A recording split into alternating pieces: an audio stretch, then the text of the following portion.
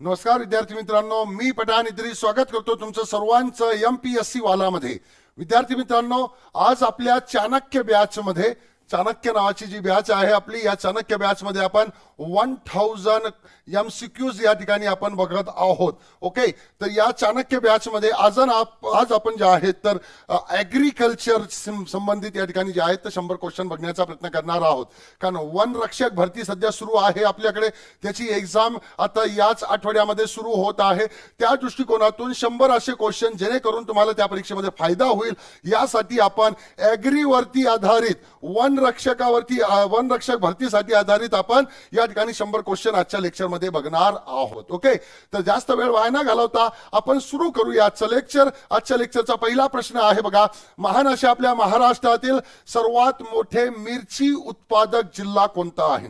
आपल्या महाराष्ट्रातील सर्वात मोठा मिरची उत्पादक जिल्हा कोणता या ठिकाणी आपल्याला बघायला मिळेल. ओके, तर मिरची उत्पादक जिल्ह्याचा जर विचार आला या ठिकाणी तर तो जिल्हा आदिवासींचा जिल्हा आहे.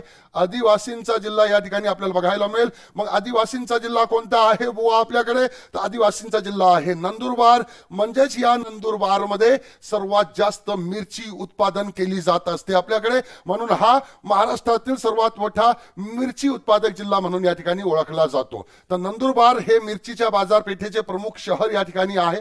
ज्या पद्धतीने आपण बघितलं, नाशिककडे गेलो आपण तर नाशिक मध्ये जे आहे तर कांदा सर्वात जास्त आहे, द्राक्षे सर्वात जास्त आपल्याला या ठिकाणी बघायला मिळेल. जळगाव मध्ये गेलो आपण तर जळगाव मध्ये केळी या ठिकाणी आहे, केळी सर्वात जास्त या ठिकाणी आपल्याला बघायला मिळेल. नागपूरमध्ये आपण गेलो तर नागपूरमध्ये या ठिकाणी जे आहे तर संत्र्याचं उत्पादन या ठिकाणी मोठ्या प्रमाणामध्ये घेतलं जातं. लातूरमध्ये गेलो आपण तर लातूरमध्ये जे आहे तर तूर जे आहेत त्या तुराचं उत्पादन सर्वात जास्त घेतलं जातो. यवतमाळमध्ये गेलो आपण, कापूस आहे. तर अशा पद्धतीने नंदुरबार हे मिरचीच्या बाजारपेठेचे प्रमुख शहर ओळखले जाते. या जिल्ह्यात मिरची पिकासाठी पोषक वातावरण असल्याने मिरचीचे उत्पादन मोठ्या प्रमाणामध्ये या ठिकाणी घेतले जाते आणि नंदुरबारमध्ये ओली मिरची पथाऱ्या करून वाळवून प्रक्रिया या ठिकाणी केली जात असते. म्हणून मिरची उत्पादकाचा जिल्हा विचारला तर नंदुरबार या ठिकाणी लक्षात ठेवायचा आहे. कोणता बार? नंदुरबार. पुढे जाऊया आपण. कृषी उत्पन्न बाजार समिती. कृषी उत्पन्न बाजार समिती संदर्भामध्ये खालील विधाने विचारात घ्या. सध्या महाराष्ट्रामध्ये सुमारे 305 कृषी उत्पन्न बाजार समितीज आहेत, त्याच्या मंडई कार्यरत आहे. राज्यातील संपूर्ण भौगोलिक क्षेत्र विभागले गेले आहे आणि प्रत्येक एक बाजार क्षेत्र म्हणून घोषित केलेले APMC द्वारे व्यवस्थापित केले जाते. ओके, तर यापैकी कोणते विधान या ठिकाणी बरोबर आहे हे तुम्हाला ओळखायचं आहे. बरोबर विधान या ठिकाणी ओळखायचं आहे. त्याचं उत्तर पर्याय क्रमांक 3 आहे. A आणि B दोन्ही बरोबर आहे. कृषी उत्पन्न बाजार समितीचा जर विचार केला या ठिकाणी, ओके, तर त्या कृषी उत्पन्न बाजार समिती जर महाराष्ट्राचा विचार केला तर 305च्या जवळपास मंडई कार्यरत आपल्याकडे आहे आणि महाराष्ट्रातील सर्व भौगोलिक क्षेत्र विभागले गेलेले आहे आणि प्रत्येक एक बाजार क्षेत्र म्हणून या ठिकाणी घोषित केलेलं आपल्याला या ठिकाणी बघायला मिळेल. म्हणजेच तो उत्तर पर्याय क्रमांक 3 आहे. कृषी उत्पन्न बाजार समिती ही राज्य सरकारने स्थापन केलेली एक वैधानिक बाजार समिती आहे आणि ही जी कृषी उत्पन्न बाजार समिती आहे खालील काही बाबीसाठी ती जबाबदार आहे. फॉर एक्झाम्पल, किंमत प्रणाली आणि बाजार क्षेत्रात होणारे व्यवहार यामध्ये पारदर्शकता सुनिश्चित करणे या कृषी उत्पन्न बाजार समितीचं काम आहे. शेतकऱ्यांना बाजारपेठेतील विस्तार सेवा प्रदान करणे, शेतकऱ्यांनी विकलेल्या कृषी उत्पादनासाठी त्याच दिवशी पैसे देण्याची खात्री करणे, कृषी उत्पादनातील मूल्यवर्धनसाठीच्या उपक्रमासह कृषी प्रक्रियेला प्रोत्साहन देणे, बाजारपेठेमध्ये विक्रीसाठी आणलेल्या कृषी उत्पादनांची आवक आणि दर या संबंधीची आकडेवारी जाहीर करणे आणि कृषी बाजारांच्या व्यवस्थापनासाठी सार्वजनिक खाजगी भागीदारी प्रस्थापित करणे, त्याला प्रोत्साहन देणे हे याला महत्वाची जबाबदार आहे. सध्या महाराष्ट्रामध्ये 305 या ठिकाणी कृषी उत्पन्न बाजार समिती या ठिकाणी आपल्याला बघायला मिळेल. ओके, पुढे जाऊया आपण. व्हर्टिसोल कोणत्या राज्यात सर्वाधिक आढळते? व्हर्टिसोल कोणत्या राज्यामध्ये सर्वाधिक आढळते हे या ठिकाणी सांगायचं आहे. तर व्हर्टिसोलचा प्रकार सर्वाधिक महान अशा आपल्या महाराष्ट्रामध्ये या ठिकाणी आपल्याला बघायला मिळेल. ओके, काळ्या मातीला किंवा व्हर्टिसोलला रेगूर किंवा काळी कापूस माती असेही म्हटलं जातं, कारण या मातीत कापूस हे सर्वात महत्वाचे पीक आहे. व्हर्टिसोल म्हणजे कोणती? काळ्या काळ्या मातीला व्हर्टिसोल म्हणतात किंवा त्याला काळी रेगूर माती किंवा काळी कापसाची माती सुद्धा आपण आपल्या महाराष्ट्रामध्ये म्हणत असतो त्याला. भारतातील दुसरा सर्वात मोठा मृदा गट आहे हा, आणि देशाचे एकूण क्षेत्रफळ सुमारे 74 या ठिकाणी जे आहे तर मेट्रिक हेक्टर टन या ठिकाणी आपल्याला बेसाट खडकापासून आहे. ओके, आणि त्यामध्ये या ठिकाणी जे आहेत आपल्याला ही माती बघायला मिळेल. मध्य प्रदेश असेल, महाराष्ट्र असेल, उत्तर प्रदेश असेल, राजस्थान असेल, आंध्र प्रदेश असेल, हे सर्वोच्च 5 डाळ उत्पादक राज्य आहेत. इतर भारतीय राज्यामध्ये मध्य प्रदेश 32.14% उत्पादन या ठिकाणी घेतलं जात असतं. ओके, अशा पद्धतीचा हा व्हर्टिसोल नावाचा भाग या ठिकाणी आपल्याला बघायला मिळेल. पुढे जाऊया आपण. सुभाष पालेकर यांनी मांडलेले शेतीचे मॉडेल कोणते आहे? सुभाष पालेकर नावाच्या व्यक्तीने शेतीचे मॉडेल आपल्याकडे मांडलेलं आहे.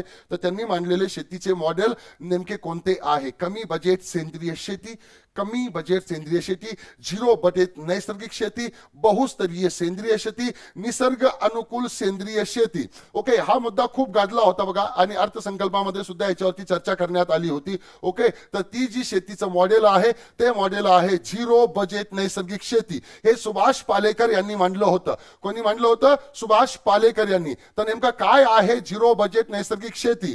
तर झिरो बजेट नैसर्गिक शेती ही पारंपरिक भारतीय पद्धतीमधून रासायनिक मुक्त शेती रेखाटण्याची पद्धत आहे. म्हणजे आपण हरित क्रांती झाल्यापासून रासायनिक शेतीवरती जास्त भर आपण या ठिकाणी देताना बघायला मिळेल. तर हे जे आहे तर पारंपरिक शेतीवरती या ठिकाणी जे आहे त्याच्याद्वारे भर दिला जात असतो. ओके, मूलतः महाराष्ट्रीयन शेतकरी आणि पद्मश्री प्राप्त करता सुभाष पालेकर यांनी या शेतीचं प्रमोशन या ठिकाणी केलेलं आपल्याला बघायला मिळेल. त्यांनी 1990च्या दशकामध्ये रासायनिक खते आणि कीटकनाशके आणि सघन सिंचनाद्वारे चालवलेल्या हरित क्रांतीच्या पद्धतीचा पर्याय म्हणून हे झिरो बजेट नैसर्गिक शेती या ठिकाणी लॉन्च केलेली आहे. सुभाष पालेकर यांच्याबद्दल जर बोलायचं झालं तर एक कृषी शास्त्रज्ञ होते, शेतकरी आणि लेखक सुद्धा आहेत, ज्यांनी झिरो बजेट नैसर्गिक शेतीचा शोध लावला. SPNF या ठिकाणी जे आहे तर SPNF ही एक अशी प्रणाली आहे, झिरो बजेट नैसर्गिक शेती ज्याला आपण म्हणू शकतो. ओके, या ठिकाणी जे आहेत अशी प्रणाली आहे जिथे निसर्गाचे नियम कृषी पद्धतीवर लागू केले जातात. निरोगी अन्न तयार करण्यासाठी, स्वतःला आणि आपली जमीन निरोगी ठेवण्यासाठी जे आहेत तर ही शेती या ठिकाणी प्रसिद्ध आहे. पुढे जाऊया आपण. गुलाबी बोंड अळी. गुलाबी बोंड अळी खालीलपैकी कोणत्या पिकासाठी हानिकारक आहे? गुलाबी बोंड अळी कोणत्या पिकासाठी हानिकारक आहे? कापूस, रेशीम, मोहरी, सफरचंद. ओके, कोणत्या पिकासाठी या ठिकाणी जे आहेत हानिकारक आहे? तर हे गुलाबी बोंडअळी कापूस रोगासाठी हानिकारक या ठिकाणी आहे. कापसावरती जर गुलाबी बोंडअळी पडली तर या ठिकाणी जे आहे तर कापसाचं उत्पादन या ठिकाणी कमी होत असतो.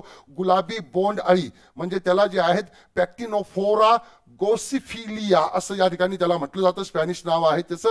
त्याच्यानंतर लॅगार्ता रोसाडा हा या ठिकाणी म्हणतो. तर हा कापूस शेतीतील कीटक म्हणून ओळखला जाणारा एक महत्वाचा कीटक आहे. प्रौढ हा एक लहान, पातळ आणि राखाडी रंगाचा पतंग असतो, ज्याला पंख सुद्धा असतो. आया हा एक निस्तेज पांढरा सुरवंट आहे, ज्याला 8 जोड्या पाय असतात आणि ज्याच्या पाठीवरती गुलाबी रंगाची पट्टी या ठिकाणी असते. ओके, अशा पद्धतीचं याच्यामुळे जे आहे तर कापसाला सुद्धा या ठिकाणी होतो. अंबाडी, भेंडी, जास्वंद, तागा अशा सारख्या पिकांना सुद्धा याचा या ठिकाणी परिणाम होत असतो. पुढे जाऊया आपण. खालीलपैकी कोणते पीक बागायती पीक आहे? तुम्हाला बागायती पीक इकडचं ओळखायचं आहे. तांदूळ, गहू, चहा, शेंगदाणे. तांदूळ, गहू, चहा, शेंगदाणे यापैकी बागायती पीक कोणतं असेल बुवा? तर यामध्ये बागायती पीक आहे, आपण ऐकलेलं आहे की आसाम मध्ये चहाची बाग आहेत बुवा. काय आहे? बाग आहेत आसामची. आसामचे तिकडे बागान आहेत, म्हणजेच या ठिकाणी हे चहा आहे. ओके, आपण असं म्हणत नाही की तांदळाचे बाग आहे बुवा, आमच्याकडे गव्हाचे बाग आहे बुवा, आमच्याकडे शेंगदाण्याच्या भुईमुगाचे बाग आहे बुवा. नाही, चहाचे बाग म्हणतो आपण. म्हणजेच या ठिकाणी हे बागायती पीक या ठिकाणी आपल्याला बघायला मिळेल चहा नावाचं. चहा ही एक औषधी वनस्पती आहे जी भाजीपाल्याच्या बागेत आणि शेतात उगवली जाते. फलोत्पादन म्हणजेच वाढणारी फुले, फळे आणि भाज्या यांचा अभ्यास यामध्ये आहे. प्रमुख भारतीय फलोत्पादन उत्पादने सफरचंद, पेरू, द्राक्षे, केळी, लिची या पद्धतीने आहे. ओके, महाराष्ट्रात एकूण पीक क्षेत्र किती आहे? महाराष्ट्रात एकूण पीक क्षेत्र या ठिकाणी किती असलेले आपल्याला या ठिकाणी बघायला मिळेल? तर महाराष्ट्रामध्ये जवळपास 335 लाख हेक्टर पीक क्षेत्र आपल्याला बघायला मिळेल. 2019-20 ची जमीन वापराची आकडेवारी या ठिकाणी दर्शवते की राज्याच्या एकूण 3.7 लाख हेक्टर भौगोलिक क्षेत्रापैकी जवळपास 35.7 लाख हेक्टर हे जे आहेत तर निव्वळ पेरणी क्षेत्र या ठिकाणी होते. ओके, 2019-20 ची ही आकडेवारी या ठिकाणी आपल्याला बघायला मिळेल. ओके, पुढे जाऊया आपण. राज्याचे कृषी मंत्री कोण आहेत? आता या ठिकाणी जे आहेत तर राज्याचे कृषी मंत्री कोण आहे, प्रश्न या ठिकाणी जे आहेत तयार करण्याच्या अगोदर तयार केल्यानंतर आपल्याकडे कृषी मंत्री चेंज झालेलं आपल्याला बघायला मिळेल. ओके, सध्या जर आपण या ठिकाणी बघितलं तर अब्दुल सत्तार होते, परंतु त्यांच्या जागेवरती आता आलेले आहे आपल्याकडे धनंजय मुंडे. धनंजय मुंडे हे आता आपल्या महाराष्ट्राचे कृषी मंत्री या ठिकाणी आपल्याला बघायला मिळेल. ओके, मंत्रालयाचे नेतृत्व कॅबिनेट स्तरावरील मंत्री करत असतात आणि सध्या जे आहेत तर धनंजय मुंडे हे या ठिकाणी जे आहेत आपल्या महाराष्ट्राचे कृषी मंत्री या ठिकाणी आपल्याला बघायला मिळेल. ओके, महाराष्ट्रात सर्वाधिक साखर कारखाने कोणत्या जिल्ह्यामध्ये आहे, हा प्रश्न भरपूर वेळेस विचारण्यात आलेला आहे. तर हा महाराष्ट्रातील सर्वात जास्त साखर कारखाने कोणत्या जिल्ह्यामध्ये आहे बुवा? सोलापूर, अहमदनगर, कोल्हापूर, सांगली. याचं उत्तर आहे मित्रांनो सोलापूर जिल्ह्यामध्ये सर्वात जास्त साखर कारखाने आपल्याला या ठिकाणी बघायला मिळेल. महाराष्ट्रात सोलापूर जिल्ह्यामध्ये सर्वाधिक साखर कारखाने आहे. त्यासोबतच आपण जर बघितलं तर कोल्हापूर असेल, पुणे असेल, सातारा असेल, सांगली असेल, सोलापूर असेल, या पारंपरिक ऊस पट्ट्यामध्ये ऊसाचे क्षेत्र कमी अधिक प्रमाणामध्ये स्थिर राहिलेले आपल्याला बघायला मिळेल. ओके, तशा पद्धतीने हे या ठिकाणी लक्षात ठेवायचं आहे. पुढे जाऊया आपण. महाराष्ट्रामध्ये नारळ कोणत्या जिल्ह्यात जास्त पिकतोय? नारळ कोणत्या जिल्ह्यामध्ये जास्त पिकतो? आता किनारपट्टीवरती नारळ पिकवला जातो, त्याच्यामुळे किनारपट्टीवरील जिल्हा आपल्याला शोधावा लागेल. अरे इकडे तर चारही ऑप्शन किनारपट्टीवरीलच आहे, कोकणातलेच आहे, रत्नागिरी, रायगड, सिंधुदुर्ग, ठाणे. ओके, मग नेमकं कोणतं उत्तर येईल बुवा याचं? तर याचं उत्तर या ठिकाणी आहे सर्वात जास्त नारळ या ठिकाणी आपल्याकडे सिंधुदुर्ग जिल्ह्यामध्ये पिकवला जातोय.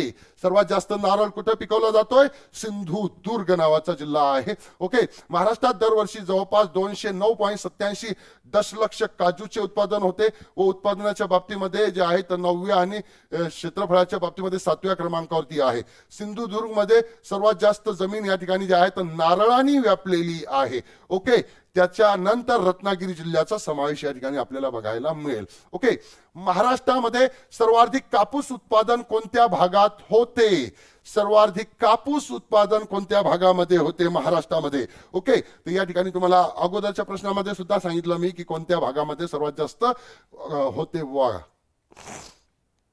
मराठवाडा, विदर्भ, खानदेश की कोकण? त्याचं उत्तर मित्रांनो विदर्भ आहे. कापसाचं सर्वात जास्त उत्पादन विदर्भामध्ये होतंय आपल्याकडे. कुठे होतंय? विदर्भामध्ये सर्वात जास्त होतंय. बघा 80% कापूस खानदेश, विदर्भ, मराठवाडा भागामध्ये घेतले जाते. महाराष्ट्रातील एकूण कापूस उत्पादनामध्ये खानदेश, विदर्भ आणि मराठवाडा भागामध्ये 80% कापसाचं उत्पादन घेतलं जातं. त्यामध्ये महत्वाचे जिल्हे आहेत जळगाव, अकोला, यवतमाळ, उस्मानाबाद, नांदेड, औरंगाबाद, वर्धा, नागपूर. महाराष्ट्रातील विदर्भामध्ये या ठिकाणी 80% कापूस उद्योग सुद्धा या ठिकाणी आपल्याला बघायला मिळेल. ओके, महात्मा फुले कृषी विद्यापीठाची स्थापना केव्हा झाली? महात्मा फुले कृषी विद्यापीठ. महाराष्ट्राचा जर विचार केला तर महाराष्ट्रामध्ये विद्यार्थी मित्रांनो 4 कृषी विद्यापीठ आहे. त्यापैकी एक आहे महात्मा फुले कृषी विद्यापीठ. तर या महात्मा फुले कृषी विद्यापीठाची स्थापना केव्हा झालेली आपल्याला बघायला मिळेल? तर महात्मा फुले कृषी विद्यापीठाची स्थापना झालेली आहे 1968 मध्ये. स्थापना वर्ष या ठिकाणी लक्षात ठेवायचं आहे. ते कुठे आहे बुवा? तर ते राहुरी मध्ये आहे. राहुरी कुठे आहे बुवा? अहमदनगर मध्ये आहे. अहमदनगर बद्दल जर बोलायचं झालं तर क्षेत्रफळाच्या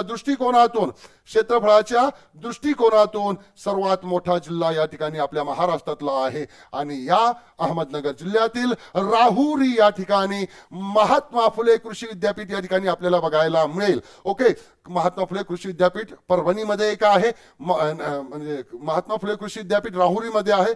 कृषी विद्यापीठाचा जर विचार केला परभणी मध्ये एक आहे, अमरावतीमध्ये एक आहे आणि तिकडे कोकणामध्ये दापोलीला एक या ठिकाणी आपल्याला बघायला मिळेल. ओके, तर हे स्थापन झालेले विद्यापीठ आहे. ऑक्टोबर 1969 मध्ये ते कार्यान्वित झालं होतं. ओके, नानाजी देशमुख कृषी संजीवनी योजना कधी सुरू झाली? नानाजी देशमुख कृषी संजीवनी योजना कधी सुरू झालेली आहे? एक महत्वाची योजना आहे. ओके, योजनेबद्दल विचारलं जाऊ शकतो. कधी सुरू झाली? ही आता सुरू करण्यात आलेली आहे 2022 मध्ये, म्हणजे 2022 मध्ये, म्हणजे 2022 मध्ये ही सुरू करण्यात आलेली आहे. का सुरू केली बुवा? तर महाराष्ट्रातील शेतकरी आणि शेतीच्या समस्या लक्षात घेऊन महाराष्ट्र शासनाने 2022 मध्ये ही योजना सुरू केली आहे. दुष्काळी भागाचे किंवा दुष्काळी भागाचे दुष्काळमुक्त प्रदेशामध्ये रूपांतर करणे हा या योजनेचा मुख्य उद्देश आहे, जेणेकरून शेतकरी सहज शेती करू शकतील बुवा.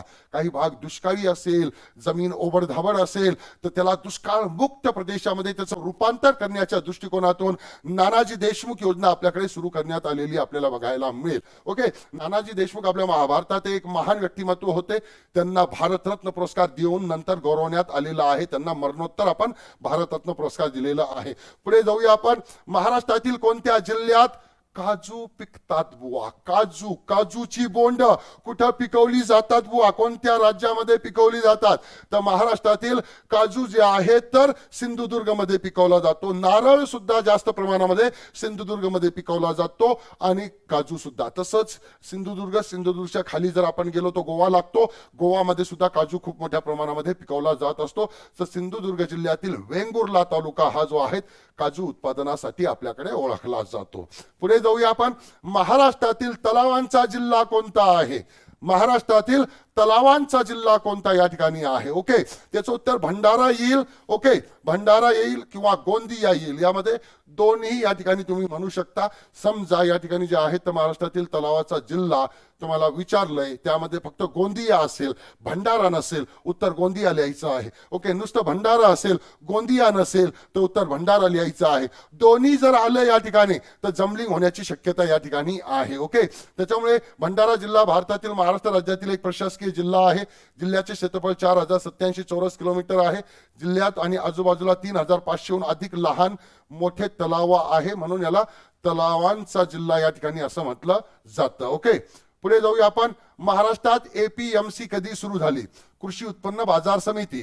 कृषी उत्पन्न बाजार समिती आपल्या महाराष्ट्रामध्ये कधी सुरू करण्यात आलेली आहे? ओके, कृषी उत्पन्न बाजार समिती 1961, 62, 63, 64 याचं उत्तर आहे मित्रांनो 1963 ला आपल्याकडे कृषी उत्पन्न बाजार समित्या या ठिकाणी सुरू झालेल्या आहे. त्यासाठी महाराष्ट्र कृषी उत्पन्न पणन नियमन कायदा 1963 पारित करण्यात आला होता आणि त्यानुसार त्याचा उद्देश होता की बाजार क्षेत्रातील कृषी आणि मत्स्यपालन उत्पादनाचे विपणनाचे नियमन या ठिकाणी करायचं आहे आणि त्यानुसार कृषी उत्पन्न बाजार समिती आपल्याकडे सुरू झालेली आहे आणि आज तागायत महाराष्ट्रामध्ये 305 कृषी उत्पन्न बाजार समित्या आहेत. ओके, हे या ठिकाणी लक्षात घ्यायचं आहे. पुढे जाऊया आपण.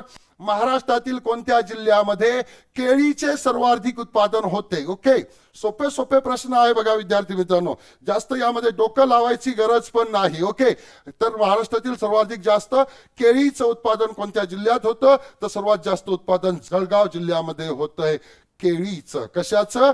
केळीचं उत्पादन या ठिकाणी येतो आणि जळगावची केळीला GI टॅग सुद्धा मिळालेला आहे. त्याच्यामुळे हे सुद्धा या ठिकाणी लक्षात घ्यायचं आहे. नाशिकचा जर विचार केला तर नाशिकमध्ये जे आहे तर द्राक्षे आहे, नाशिकमध्ये जे आहे तर कांदा या ठिकाणी आपल्याला बघायला मिळेल. ओके, तर या ठिकाणी कोणता आहे? जळगाव आहे. जळगाव हे महाराष्ट्राचे केळी हब म्हणून ओळखले जाते आणि राज्याच्या जवळपास 90,000 हेक्टर केळी लागवडीपैकी सुमारे 50% वाटा जळगाव मध्ये आहे.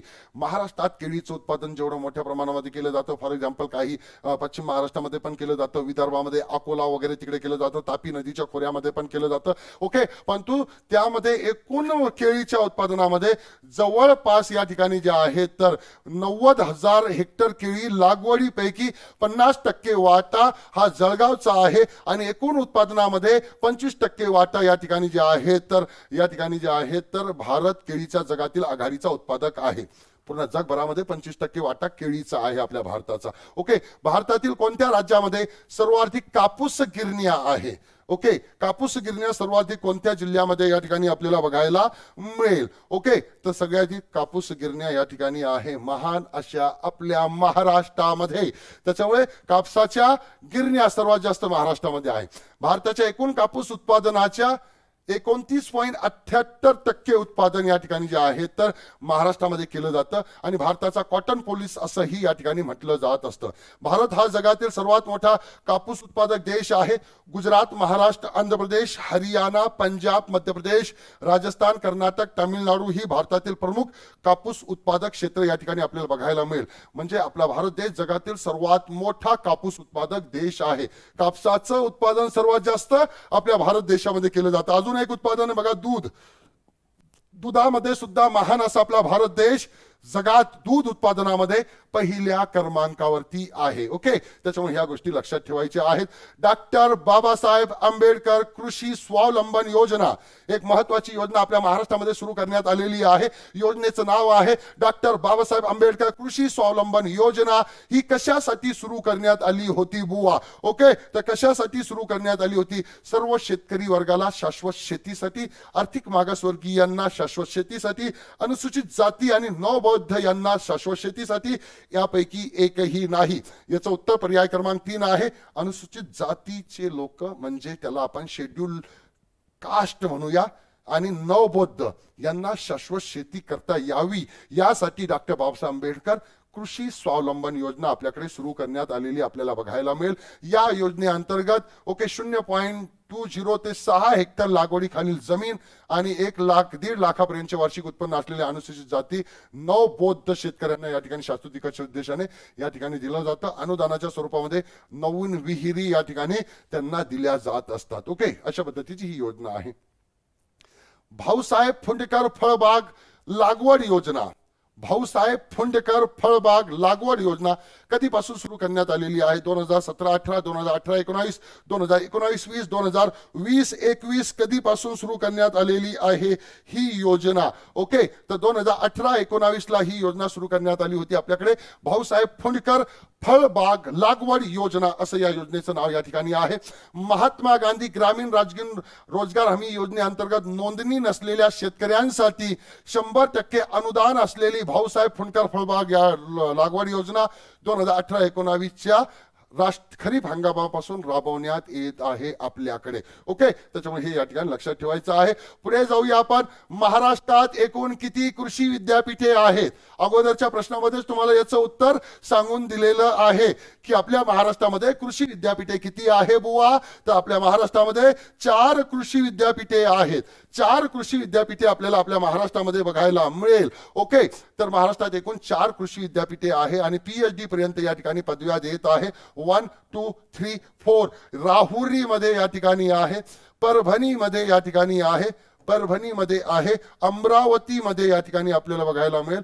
ओके, अमरावतीमध्ये या ठिकाणी आपल्याला बघायला मिळेल आणि त्याच्यानंतर आहे दापोली कोकणामध्ये. अशा ठिकाणी 4 आपल्याकडे कृषी विद्यापीठे आपल्याला बघायला मिळेल. ओके, पहिली कृषी गणना केव्हा पार पडली होती? कृषी गणना पहिल्यांदा कधी पार पडली होती? ओके, पहिली कृषी गणना 1970-71 मध्ये पार पडली होती. 1970-71 मध्ये पहिली कृषी गणना 1970-71 मध्ये आणि 10वी कृषी गणना 2015-16 मध्ये झाली. 28 जुलै 2022 रोजी 11वी कृषी जनगणना या ठिकाणी सुरू करण्यात आलेली आपल्याला बघायला मिळेल. ओके, त्या पद्धतीने जे आहे हे या ठिकाणी लक्षात ठेवायचं आहे. सध्या आपल्याकडे 11वी कृषी गणना या ठिकाणी सुरू आहे. ओके, मागील 6 दशकामध्ये राज्यात पीक उत्पादनामध्ये किती वाढ झालेली आहे? मागील 6 दशकाचा जर विचार केला तर पीक उत्पादनामध्ये यापैकी किती वाढ झालेली आहे? अपुरी, सर्वसाधारण, लक्षणीय झालीच नाही. तर लक्षणीय वाढ झाली आहे मित्रांनो आपल्या पीक उत्पादनामध्ये. हरित क्रांती पण या काळामध्ये झालेली आणि त्यामुळे लक्षणीय वाढ आपल्याकडे झालेली आपल्याला बघायला मिळेल. ओके, 2019च्या पशुगणनेनुसार 2019च्या पशुगणनेनुसार महाराष्ट्र राज्य देशामध्ये कितव्या क्रमांकावरती आहे? पशुच्या संख्येमध्ये महान असा आपला महाराष्ट्र देशामध्ये 7व्या क्रमांकावरती आहे. कितव्या क्रमांकावरती आहे?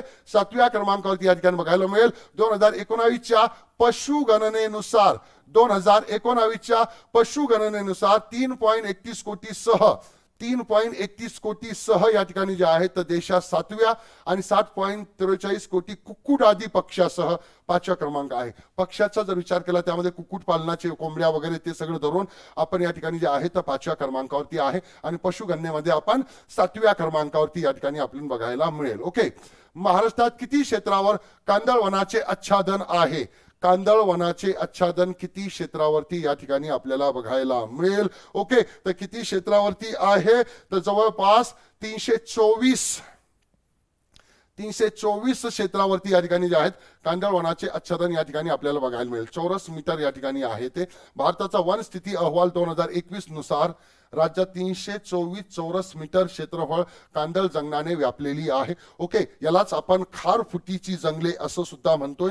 खारफुटीची जंगले याला म्हणतोय. मॅग्रीव वने सुद्धा आपण याला म्हणत असतो. ओके, तर बघा या ठिकाणी जे आहे भारताच्या वन स्थिती अहवाल 2019 मध्ये नमूद केलेलं आहे की भारतामध्ये जे आहे 324 चौरस मीटर या ठिकाणी आपल्याला बघायला मिळेल. कांदळ वनाचे संवर्धन करण्यासाठी वन संरक्षण कायदा 1927 कलम 20 अन्वये 11,548 हेक्टरपेक्षा जास्त कांदळवने राखीव जंगले म्हणून घोषित करण्यात आलेली आपल्याला बघायला मिळेल. यासाठी महाराष्ट्र सरकारने एक महत्वाची योजना सुरू केलेली आहे. आपल्याकडे मिष्टी नावाची योजना सुद्धा आपल्याकडे सुरू करण्यात आलेली आहे. ओके, हे लक्षात ठेवायचं आहे. पुढे जाऊया आपण. फळ पिकाखालील सर्वाधिक क्षेत्र कोणत्या फळासाठी आहे? फळ पिकासाठी सर्वाधिक क्षेत्र कोणत्या पिकासाठी या ठिकाणी आपल्याला बघायला मिळेल? ओके, कोणत्या पिकासाठी आहे? फळ पिकाखालील सर्वाधिक क्षेत्र कोणत्या फळासाठी आहे? तर आंब्यासाठी सर्वाधिक या ठिकाणी आपल्याला बघायला मिळेल. 2022-23 मध्ये राज्यात 23.46 लाख हेक्टर बागायत क्षेत्र होते. 2021-22 मध्ये ते 23.92 लाख हेक्टर होते. 2022-23 मध्ये राज्यात पहिल्या टप्प्यामध्ये 8.32 लाख हेक्टर विविध फळ पिकाखाली क्षेत्र होते. त्यापैकी आंबा फळसाठी सर्वाधिक म्हणजे 1.64 लाख हेक्टर. त्यानंतर डाळिंबाचा नंबर येतो. तर सगळ्यात जास्त आंबा पिकासाठीचं या ठिकाणी जे आहे ते क्षेत्र या ठिकाणी आपल्याला बघायला मिळेल. ओके, आशियातील सर्वात मोठे कृषी विद्यापीठ चौधरी चरण सिंग कृषी विद्यापीठाची स्थापना कोणत्या वर्षी झालेली आहे? आशिया खंडातील सर्वात मोठे कृषी विद्यापीठ म्हणून ओळखले जाणारे चौधरी चरण सिंग कृषी विद्यापीठ यांची स्थापना कधी झाली? त्याची स्थापना 1970 मध्ये करण्यात आलेली आहे. मित्रांनो, चौधरी चरण सिंग हरियाणा कृषी विद्यापीठ असं या विद्यापीठाचे पूर्ण नाव या ठिकाणी आहे. हरियाणामध्ये या ठिकाणी आहे आणि हे आशियातील सर्वात मोठे कृषी विद्यापीठ आहे. हरियाणामध्ये हिसार नावाचा एक ठिकाण आहे. या हिसार मध्ये आपल्याला हे कृषी विद्यापीठ या ठिकाणी बघायला मिळेल. ओके, राज्यात मार्च 2022 अखेर किती लाख कृषी पंपाचे विद्युतीकरण झालेले आपल्याला बघायला मिळेल? जवळपास 45.86 लाख कृषी पंपाचे विद्युतीकरण आपल्याकडे झालेले आहेत. राज्यामध्ये मार्च 2022 अखेर 2022-23 या वर्षात डिसेंबर अखेरपर्यंत 45.86 लाख कृषी पंपांना वित्त पुरवठा करण्यात आला आहे. 91,914 कृषी पंपांना वित्त पुरवठा करण्यात आलेला आपल्याला बघायला मिळेल. ओके, माननीय बाळासाहेब ठाकरे हळद संशोधन केंद्र कोठे उभारण्यात येत आहे? हळदीसाठी संशोधन केंद्र आपल्याकडे उभारण्यात येत आहे. कुठे उभारण्यात येत आहे ते? वर्धा, वरोडा, वसमत, वाशिम. वर्धा, वरोडा, वसमत, वाशिम कुठे उभारण्यात येत आहे? तर वसमत मध्ये उभारण्यात येत आहे आणि त्याचं नाव आहे माननीय बाळासाहेब ठाकरे हळद संशोधन केंद्र. तर बघा, हिंगोली जिल्हा आहे मराठवाड्यामधील आणि मराठवाड्यामधील हिंगोली जिल्ह्यातील वसमत येथे बाळासाहेब ठाकरे हळद संशोधन व प्रशिक्षण केंद्र उभारण्यात येत आहे. स्थापनेसाठी राज्य सरकारने जवळपास 100 कोटी रुपये मंजूर केलेला आहे. हळद हा जो प्रकार आहे आपल्या किचन मधील एक महत्वाचा प्रकार या ठिकाणी आहे. याचं उत्पादन या ठिकाणी जे आहे तर महाराष्ट्रामध्ये वेगवेगळ्या ठिकाणी केलं जात असतं. हळदी या उत्पादनासाठी महाराष्ट्रामध्ये 2 GI टॅग मिळालेले आहे. जिओग्राफिकल इंडिकेशन 2 मिळालेले आहे. एक आहे वायगावची हळद, वायगावी हळद याला मिळालेलं आहे, हे विदर्भामध्ये वर्धा जिल्ह्यामध्ये. त्याच्यानंतर सांगलीची हळद सांगलीमध्ये. ओके, आणि हळदीची आशिया खंडातील सर्वात मोठी बाजारपेठ हळदीची आशिया खंडातील सर्वात मोठी बाजारपेठ आहे हरिपूर या ठिकाणी, आणि हरिपूर कुठे आहे? सांगलीमध्ये या ठिकाणी आपल्याला बघायला मिळेल. ओके, हळदीची सर्वात मोठी बाजारपेठ. ओके, ते हे या ठिकाणी लक्षात ठेवायचं आहे. GI टॅग 2 आहे, एक आहे वायगावची हळद, एक आहे सांगलीची हळद. ओके, चला पुढे जाऊया आपण. विकेल ते पिकेल अभियान कधीपासून सुरू करण्यात आले आहे?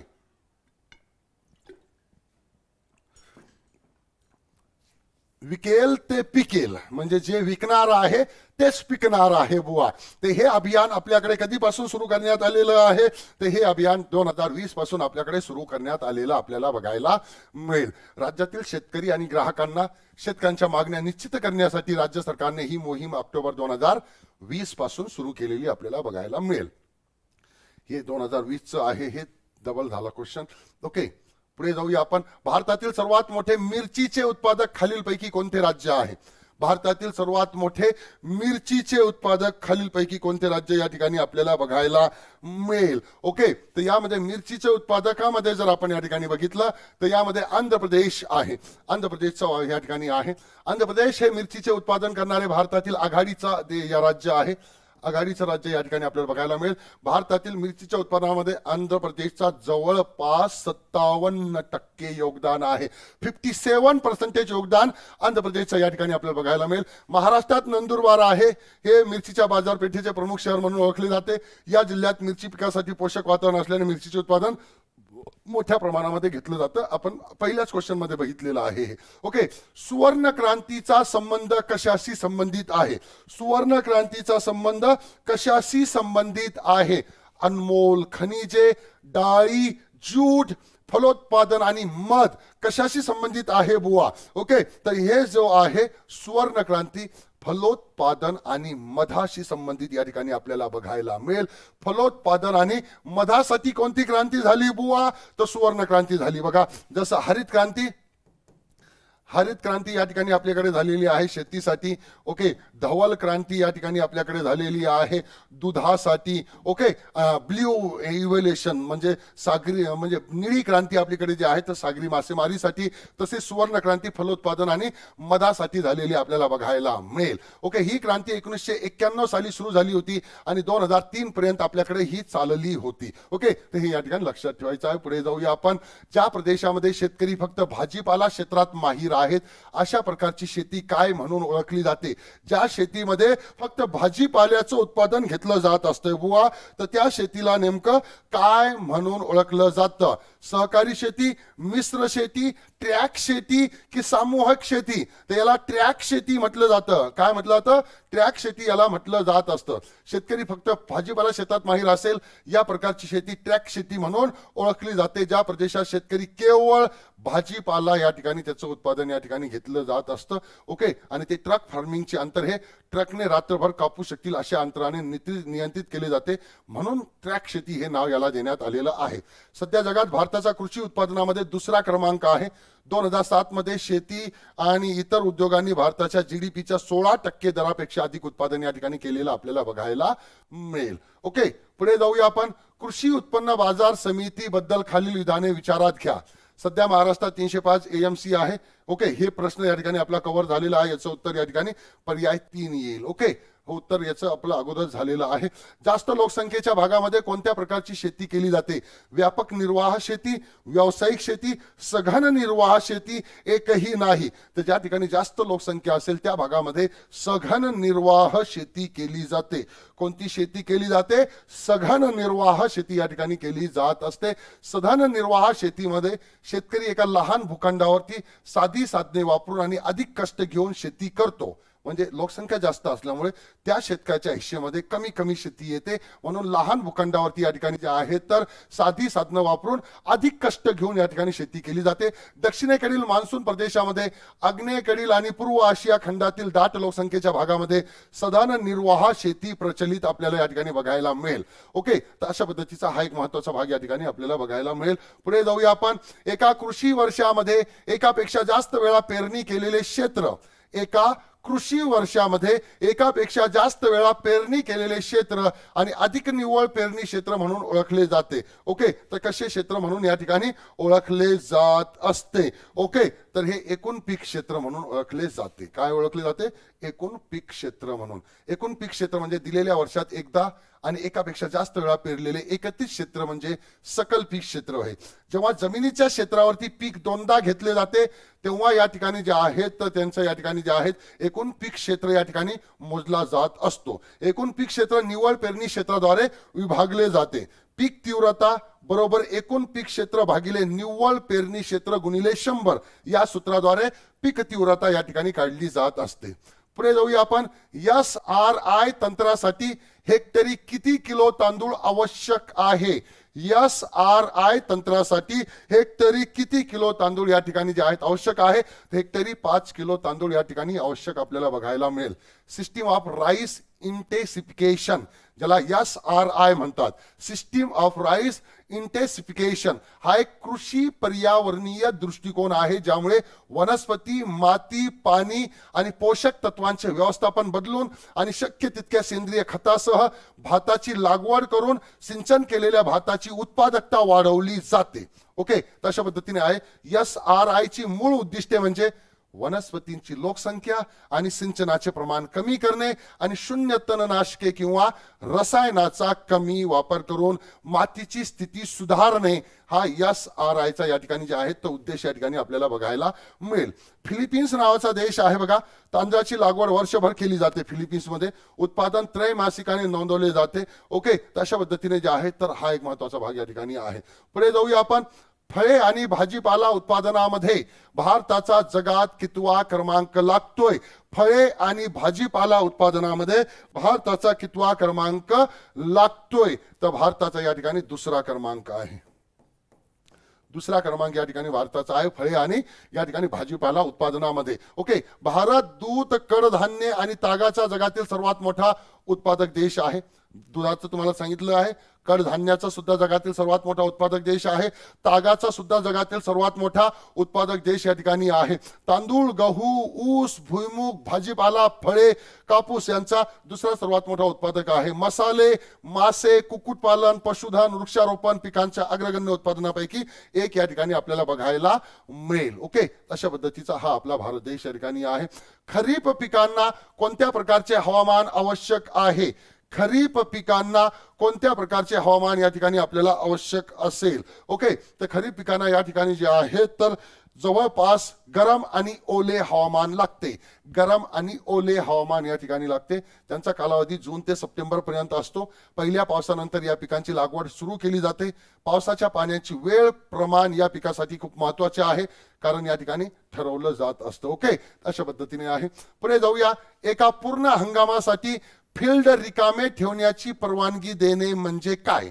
ओके, एका पूर्ण हंगामासाठी फील्ड रिकामे ठेवण्याची परवानगी देणे म्हणजे त्याला फील्ड फॅलो असं म्हटलं जातं. ओके, म्हणजे या ठिकाणी जे आहे तर एका हंगामामध्ये त्या ठिकाणी कोणतंही पीक घेतलं जात नाही, त्याला फील्ड फॅलो असं म्हटलं जात असतं. ओके, तर हे आहे फॅलो. हे एक शेती तंत्र आहे ज्यामध्ये एक किंवा अधिक पेरणी न करता जिरायती जमीन या ठिकाणी सोडली जाते. वनस्पती चक्र, जमीन पुनर्संचयित करणे, सेंद्रिय पदार्थ साठवणे हे उद्दिष्ट या ठिकाणी आहे. तात्पुरते काढून टाकून ओलावा टिकून ठेवण्यासाठी आणि रोगजनकांच्या जीवनचक्रामध्ये व्यत्यय आणण्यासाठी याचं नियोजन या ठिकाणी केलं जात असतं आपल्याकडे. ओके, तशा पद्धतीचा हा एक महत्वाचा भाग आहे. पुढे जाऊया आपण. कोणते खत हायग्रोस्कोपिक आहे? कोणते खत हायग्रोस्कोपिक आहे? हायग्रोस्कोपिक कोणते खत या ठिकाणी आपल्याला बघायला मिळेल? तर यापैकी जो युरिया आहे हा युरिया हायग्रोस्कोपिक आपल्याला बघायला मिळेल. नायट्रोजन युक्त खते अत्यंत हायग्रोस्कोपिक असतात. जेव्हा हवेची आर्द्रता तुलनेने उच्च पातळीवर असते तेव्हा युरिया हा एक उल्लेखनीय हायग्रोस्कोपिक पदार्थ आहे त्यामध्ये. ओके, युरिया हे देशातील सर्वात महत्वाचे नायट्रोजन युक्त खत आहे कारण त्यात नायट्रोजनचे प्रमाण 46% आहे जेव्हा ते बेअर मातीच्या पृष्ठभागावर लावले जाते. आणि आता आपल्याकडे जे आहेत लिक्विड युरिया सुद्धा लॉन्च करण्यात आलेला आहे. लिक्विड युरिया सुद्धा लॉन्च करण्यात आलेला आहे आपल्याकडे. ओके, ते या ठिकाणी लक्षात घ्या. लिक्विड युरिया लॉन्च करणारा करणारा भारत देश जगातील पहिला देश या ठिकाणी झालेला आपल्याला बघायला मिळेल. गुलाबी बोंडअळी खालीलपैकी कोणत्या पिकासाठी हानिकारक आहे? कापूससाठी आहे हा प्रश्न या ठिकाणी रिपीट झालेला आपल्याला बघायला मिळेल. नोव्हेंबर 2022 मध्ये भारतीय अन्न सुरक्षा आणि मानक प्राधिकरणाने कोणत्या प्राण्याला खाद्य प्राणी म्हणून मान्यता दिली आहे? नोव्हेंबर 2022 मध्ये कोणत्या प्राण्याला खाद्य प्राणी म्हणून या ठिकाणी मान्यता देण्यात आलेली आहे? FSSAI कडून. FSSAI कडून. तर हिमालयन याक जो आहे त्याला तुम्ही खाऊ शकता बुवा कापून. ओके, कच्चं खाऊ नका. ओके, तर पशुसंवर्धन व दुग्ध व्यवसाय विभागाच्या शिफारसीनंतर भारतीय अन्न सुरक्षा आणि मानक प्राधिकरणाच्या वैज्ञानिक पॅनलने हिमालयन याकाचा खाद्य प्राणी म्हणून स्वीकार केला आहे. त्यानंतर सक्षम अधिकाऱ्याच्या मान्यानंतर राजपत्रामध्ये ते अधिसूचित केलं जाईल. याक हे बोवीन जमातीचे आहे, ज्यात बायसन, म्हैस आणि गुरे यांचाही समावेश आहे. ते -40°C पर्यंत तापमान सहन करू शकतात. -40°C पर्यंत. उंच भागात राहण्यासाठी अनुकूल. त्यांचे लांब केस त्यांच्या बाजूला पडद्यासारखे लटकतात. त्यांचे केस इतके लांब आहेत की ते कधी कधी जमिनीला सुद्धा स्पर्श करत असतात. ओके, तशा पद्धतीने हा हिमालयन याक आपल्याकडे बघायला मिळेल. भारतीय हिमालयन प्रदेशातील उच्च उंचीच्या ठिकाणी भटक्यांची जीवनरेषा म्हणून सुद्धा ओळखलं जातं त्यांना. पुढे जाऊया आपण. व्हर्टिसोल कोणत्या राज्यामध्ये सर्वाधिक आढळतं? महाराष्ट्रामध्ये. प्रश्न हा सुद्धा रिपीट झालेला आहे. ओके, पिकासाठी कायमस्वरूपी विल्टिंग पॉइंट आर्द्रता काय आहे? पिकासाठींचं कायमस्वरूपी विल्टिंग पॉइंट आर्द्रता या ठिकाणी काय आपल्याला या ठिकाणी बघायला मिळेल? ओके, तर विल्टिंग पॉइंट आर्द्रता म्हणजे हायग्रोस्कोपिक पाणी या ठिकाणी आहे. ओके, कायमस्वरूपी विल्टिंग पॉइंट मध्ये वनस्पतींना त्यांच्या गरजा पूर्ण करण्यासाठी पुरेसा ओलावा मिळू शकत नाही आणि जमिनीत पाणी मिसळेपर्यंत ते कोमेजलेले राहतात. मातीचे वैशिष्ट्य आहे, रोपासाठी उपलब्ध पाण्याची कमी मर्यादा या ठिकाणी लागते. कायम विल्टिंग पॉइंट म्हणजे झाडाला उपलब्ध पाण्याची खालची मर्यादा, ज्याला गुणांक किंवा कायम विल्टिंग टक्केवारी 7 ते 32 ATM, खरखरीत व चिकण माती असेही म्हटलं जातं. ओके, न्यूक्लियस बीजाची संतती. ओके, न्यूक्लियस बीजांची संतती काय आहे?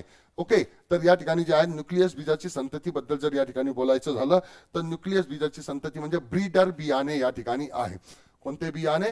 ब्रीडर बियाणे या ठिकाणी आपल्याला बघायला मिळेल. ओके, ब्रीडरचे बीज हे न्यूक्लियस बियाण्याचे अपत्य आहे. प्रजनन करता ही एक व्यक्ती प्राप्त वनस्पती प्रजनन करता किंवा संस्था आहे जी प्रजनन हेतूसाठी प्राथमिक वनस्पती या ठिकाणी आढळते. न्यूक्लियस बीज अनुवांशिक दृष्ट्या शुद्ध असतात. ब्रीडर बियाणे 3 वेगवेगळ्या रेषांच्या परस्पर गुणाकाराने तयार केले जातात. ओके, जमिनीच्या संरचनेला गंभीर नुकसान होण्यापूर्वी माती सहन करू शकणाऱ्या वजनाला आपण काय म्हणतो? ओके, जमिनीच्या संरचनेला गंभीर नुकसान होण्यापूर्वी माती सहन करू शकणाऱ्या वजनाला काय म्हटलं जातं? फील्ड क्षमता, सहन करण्याची क्षमता, मोठ्या प्रमाणामध्ये घनता, बफरिंग क्षमता. नेमकं काय म्हटलं जातं? ओके, तर याला सहन करण्याची क्षमता असं म्हटलं जातं. सहन करण्याची क्षमता. मातीच्या संरचनेला गंभीर नुकसान होण्यापूर्वी माती प्रभावीपणे ते वजन सहन करू शकते. भार सहन करण्याची क्षमता वर्षभर बदलते. उदाहरणार्थ, कोरड्या मातीमध्ये कोणतेही नुकसान न करणारा खूप जड ट्रॅक्टर ओल्या मातीमध्ये खूप नुकसान करू शकतो.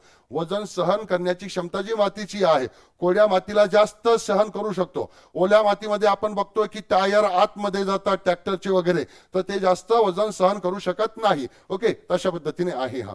कोणते वर्ष फळे आणि भाज्यांचे आंतरराष्ट्रीय वर्ष म्हणून या ठिकाणी साजरा करण्यात आले होते? आपल्याकडे फळे आणि भाज्यांचे आंतरराष्ट्रीय वर्ष म्हणून कोणते वर्ष या ठिकाणी साजरे करण्यात आले होते? तर ते 2021 मध्ये या ठिकाणी साजरा करण्यात आलेले आहे. त्याच पद्धतीने 2023 हा जो वर्ष आहे भरड धान्य वर्ष म्हणून जाहीर करण्यात आलेलं आहे किंवा याला श्री अन्न असं सुद्धा म्हटलं जातं किंवा 2023 हे बाजरा वर्ष म्हणून सुद्धा साजरा केलं जात आहे. तर हे सुद्धा या ठिकाणी लक्षात ठेवायचं आहे. तर युनायटेड नेशन्सने 2021 हे फळ आणि भाज्याचे आंतरराष्ट्रीय वर्ष म्हणून या ठिकाणी जाहीर केलेले आहेत. पुढे जाऊया आपण. तणांच्या वनस्पती वृद्धी दरम्यान तण काढणे चांगले आहे. फुलांचे आणि बिया तयार होण्यापूर्वी, फुले व बियाणे तयार झाल्यानंतर, फुलांच्या आणि बीज निर्मितीच्या दरम्यान, फुले येण्यापूर्वी आणि नंतर आणि बीज निर्मितीच्या वेळेस. ओके, तर नेमकं कधी तण काढणं चांगलं आहे बुवा? तर फुलाच्या आणि बिया तयार होण्यापूर्वी तण या ठिकाणी काढणं गरजेचं आहे. फुले आणि बिया तयार होण्यापूर्वी जर आपण तण काढलं तर ते त्या ठिकाणी जे आहे तर मातीचं जे पोषक आहे ते पूर्ण वनस्पती दरला मिळेल या ठिकाणी. नाहीतर तिथे जर तण असेल तर या ठिकाणी जे आहे तर ते फुलं आणि बिया पाहिजे त्या पद्धतीने या ठिकाणी वाढणार नाही. तण काढणे ही जमिनीच्या क्षेत्रातून नको असलेली झाडे काढून टाकण्याची प्रक्रिया आहे. फुलांचे आणि बियाणे तयार होण्यापूर्वी ते काढून टाकणे चांगले आहे. ते मुख्य पिकाच्या बरोबरीने वाढतात आणि पिकाला जे पोषक द्रव्य लागतात काही ते पण शोषून घेतात. सूर्यप्रकाश पण शोषून घेतात, खतं पण शोषून घेतात, जागा पण घेतात, व्यापतात त्या ठिकाणी, पाणी सुद्धा या ठिकाणी शोषून घेतात. तर या सगळ्या सोबत ते स्पर्धा करत असतात. त्याच्या तुलनेत असा भाग होतोय की या ठिकाणी जे पिकाला फोकस व्हायला पाहिजे ते तणाकडे जातं. त्याच्यामुळे तण अगोदर काढणं गरजेचं आहे. म्हणून शेतामध्ये खुरपणी वगैरे केली जात असते. आपल्याकडे पुढे जाऊया आपण. हे बागायती पीक आहे चहा, हा प्रश्न झालेला आहे आपल्याकडे. भारतीय लोकसंख्येची टक्केवारी किती आहे ज्यासाठी शेती हे उपजीविकेचे साधन आहे? म्हणजेच किती लोकांचं उपजीविकेचं साधन शेती आहे बुवा? किती लोकांचं उपजीविकेचं साधन शेती आहे असं याचा या प्रश्नाचं उत्तर आहे. तर जवळपास भारतीय लोकसंख्येच्या एकूण लोकसंख्येच्या 58% जे आहेत तर त्यांचं मुख्य उपजीविकेचं साधन या ठिकाणी शेती आपल्याला बघायला मिळेल. ओके, केवळ अर्थव्यवस्थेसाठी महत्वाचे नाही तर विकासासाठी आधार देखील प्रदान करते शेती. शेती उत्पादनामध्ये भारत जगात दुसऱ्या क्रमांकावरती आहे आणि भारतातील सुमारे 58% लोकसंख्येसाठी शेती हे उपजीविकेचे प्राथमिक साधन या ठिकाणी आपल्याला बघायला मिळेल. जाम बनवण्यासाठी कोणते फळ योग्य आहे? जाम बनवण्यासाठी कोणते फळ योग्य या ठिकाणी आहे? तर पेरू हे जाम बनवण्यासाठी योग्य आहे. पेरू हे उष्णकटिबंधीय अमेरिकेचे मूळ आहे, परंतु ते बऱ्याच काळापासून नैसर्गिकरित्या आहे. भारत पेरू मुख्यतः ताजी फळे म्हणून खाल्ले जातात. काही प्रमाणामध्ये कॅन केलेले, मसालेदार, जतन केलेले किंवा जाम किंवा मुरब्बा बनवले जातात. पेरू व्हिटॅमिन सीच्या उच्च सामग्रीसाठी उल्लेखनीय आहेत. आपल्या भारत देशामध्ये सहसा आपण ते ताजे फळं खातो. ओके, जामसाठी आपल्याकडे टोमॅटो वगैरे याचा वापर केला जातो किंवा दुसऱ्या मिक्स फळांचा वापर केला जात असतो. ओके, तशा पद्धतीने हा आहे आपल्याकडे. पुढे जाऊया आपण. बिहारमधील कृषी आधारित उद्योगामध्ये कोणत्या खाद्य उद्योगाचे वर्चस्व आहे? बिहारमधील कृषी आधारित उद्योगामध्ये कोणत्या खाद्य उद्योगाचे वर्चस्व आहे?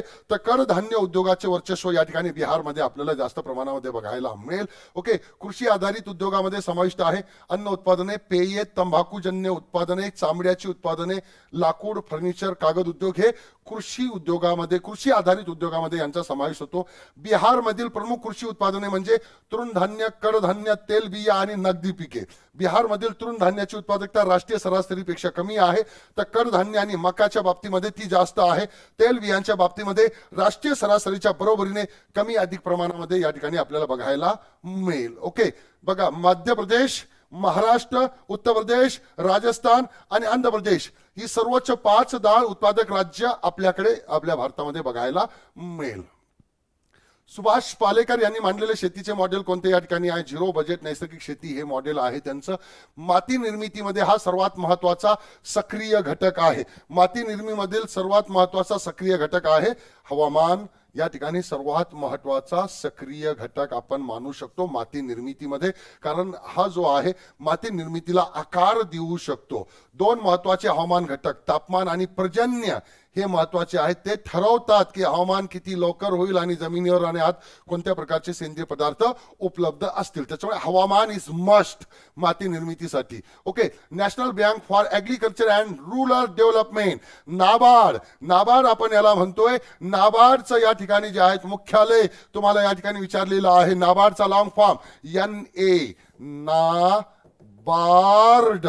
ओके, तर नाबार्डचा या ठिकाणी जे आहे तर लॉंग फॉर्म आहे National Bank for Agriculture and Rural Development. आणि याचं मुख्यालय जर बघितलं मित्रांनो आपण, त्याचं मुख्यालय आपल्या महाराष्ट्राची राजधानी मुंबईमध्ये नाबार्डचं मुख्यालय आहे. RBIचं मुख्यालय सुद्धा मुंबईमध्ये या ठिकाणी आपल्याला बघायला मिळेल. ओके, चला, राष्ट्रीय कृषी आणि ग्रामीण विकास बँक, मराठीमध्ये आपण त्याला म्हणू, याची स्थापना 12 जुलै 1982 रोजी या ठिकाणी झालेली आपल्याला बघायला मिळेल. नाबार्ड स्थापना दिवस 12 जुलै रोजी साजरा केला जातो. ओके, या ठिकाणी संसदेमध्ये कायदा तयार करण्यात आला होता. त्या कायद्याद्वारे म्हणजे हेच राष्ट्रीय कृषी आणि विकास बँक ऍक्ट हा कायदा 1982चा, त्या कायद्यानुसार जे आहे तर नाबार्डची स्थापना आपल्याकडे झालेली आपल्याला बघायला मिळेल. ओके, शेतात समाविष्ट करण्यासाठी हिरवळीचे खत पिकाची योग्य अवस्था कोणती आहे? शेतात समाविष्ट करण्यासाठी हिरवळीचे खत पिकाची योग्य अवस्था या ठिकाणी कोणती आहे? तर योग्य अवस्था आहे फुलाच्या अवस्थेपूर्वी. फुलाच्या अवस्थेपूर्वी हिरव्या खत ही मुख्य पिकं जे आहेत मातीची सुपीकता आणि संरचना राखण्यासाठी ठेवली जातात. हिरव्या खतांची पिके अशी असावीत की ती लवकर वाढू शकतात. जेव्हा फुलांच्या अवस्थेमध्ये पोहोचेल तेव्हा हिरवी खत म्हणून पीक जमिनीमध्ये मिसळावे, ही सर्वात चांगली वेळ या ठिकाणी असते. ओके, पुढे जाऊया आपण. खालीलपैकी कोणते नगदी पीक नाही? आता इथे काय विचारलेलं आहे? नगदी पीक नाही, यातला कोणता पीक हा नगदी नाही बुवा?